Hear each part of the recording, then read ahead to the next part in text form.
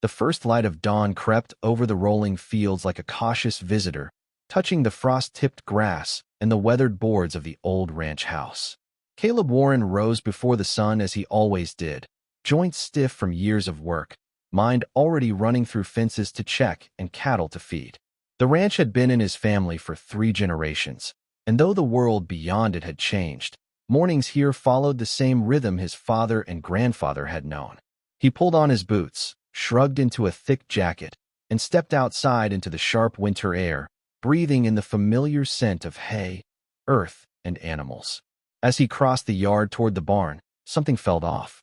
It was a subtle thing, a sense more than a sight or sound. The barn door stood just a little wider than he remembered closing it the night before. Caleb frowned. He was careful about such things, especially with coyotes around and the occasional drifter passing through the county. His first thought was trouble. He quickened his pace, boots crunching against the gravel, hand instinctively brushing the pocket where his phone rested. He didn't like calling the sheriff, but years of living alone had taught him caution. Inside the barn, the familiar warmth wrapped around him, thick with the smell of animals and hay. The cattle stirred softly, and the horses stamped in their stalls.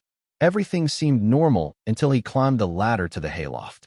He had come to fetch a few bales for the morning feed, but as his head rose above the loft floor, he froze. There, nestled among the golden stacks of hay, lay a woman curled on her side, a thin blanket wrapped tightly around her. In her arms was a baby, impossibly small, its tiny face pressed against her chest. Caleb's heart thudded hard. For a moment, he simply stood there, unsure whether to retreat quietly or announce himself. The woman's clothes were worn, her shoes scuffed and thin. Dark circles shadowed her eyes even in sleep, and her hair fell loose and tangled around her face. The baby stirred, letting out a soft, breathy sound, and the woman shifted instinctively, holding the child closer. His first instinct was to step back down the ladder and call the sheriff. That was the sensible thing. Trespassing was trespassing, and bringing a child into his barn without permission crossed a line. He imagined the conversation, the questions, the paperwork, the inevitable disruption. Yet as he watched her, something else stirred in him, something quieter and harder to ignore. The woman didn't look dangerous. She looked exhausted. And the baby, there was no mistaking the fragile vulnerability of a newborn. Caleb cleared his throat softly. The woman's eyes flew open, wide with fear. She scrambled to sit up, clutching the baby protectively, her gaze darting around until it landed on him. For a heartbeat, neither of them spoke. The barn seemed to hold its breath. "I'm sorry," she blurted out, her voice hoarse. "I didn't mean any harm. Please, don't call anyone. I'll leave right away." Her words tumbled over each other, and Caleb could hear the panic beneath them. He raised his hands slightly, palms open, trying to show he wasn't a threat. "Easy now," he said, keeping his voice low. "You're not in trouble yet. I just came to feed the animals." She studied him, searching his face for signs of cruelty or kindness. After a moment, her shoulders sagged, though she didn't loosen her grip on the baby. "I just needed a place to sleep," she said quietly. "It was so cold last night. I didn't know where else to go." Caleb nodded slowly. He'd heard stories like this before, though he'd never seen one unfold in his own barn.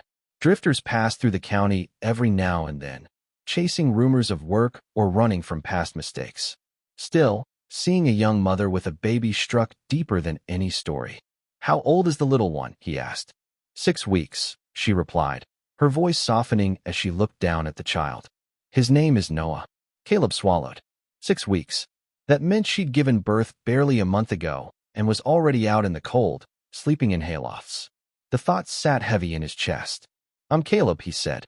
"This is my ranch." "I know," she said quickly. "I saw the name on the mailbox. I didn't think you'd mind just one night." He considered her words. One night. He glanced at the ladder, at the wide-open barn door, at the faint lights spilling in as the sun climbed higher. "Have you eaten?" he asked. She hesitated, then shook her head. "Not since yesterday morning." Caleb exhaled slowly. He had expected denial, maybe anger, maybe tears. What he hadn't expected was the quiet honesty in her answer. He looked at the baby again, at the way its tiny fingers curled and uncurled in its sleep. Something inside him shifted.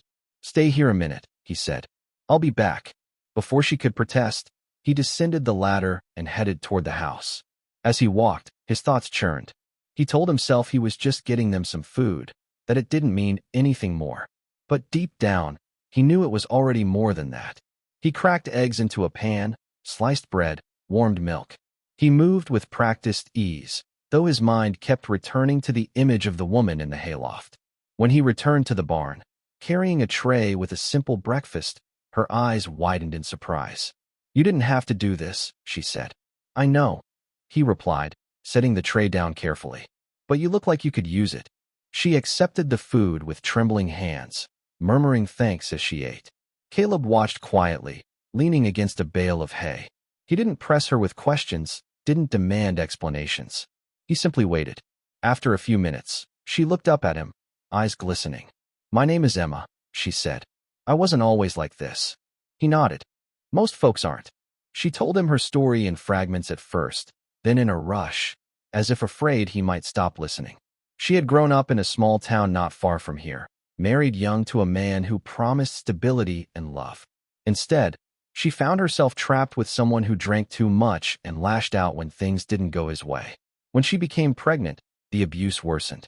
She left in the middle of the night with nothing but a bag of clothes, thinking she could figure things out as she went. The shelter she stayed at after Noah was born was overcrowded, and when her time there ran out, she had nowhere to go. Caleb listened, jaw tight. He'd heard enough over the years to know her story wasn't unique, but that didn't make it any less painful. "Why not family?" he asked gently. She looked away. "My parents are gone. I don't have anyone else." Silence settled between them, heavy but not uncomfortable. Outside, the sun rose higher, casting warm light through the cracks in the barn walls. Caleb made a decision then, though he didn't say it out loud. "You can stay here for now," he said finally. "At least until you get back on your feet." Emma stared at him, disbelief written across her face. "I can't ask that of you." "You didn't," he replied. "I offered." She shook her head, tears spilling over. Why? He thought about that. About the long, quiet years since his wife had passed. About the empty rooms in his house and the routine that filled his days, but not his heart. "Because sometimes," he said slowly, "people need help more than they need rules."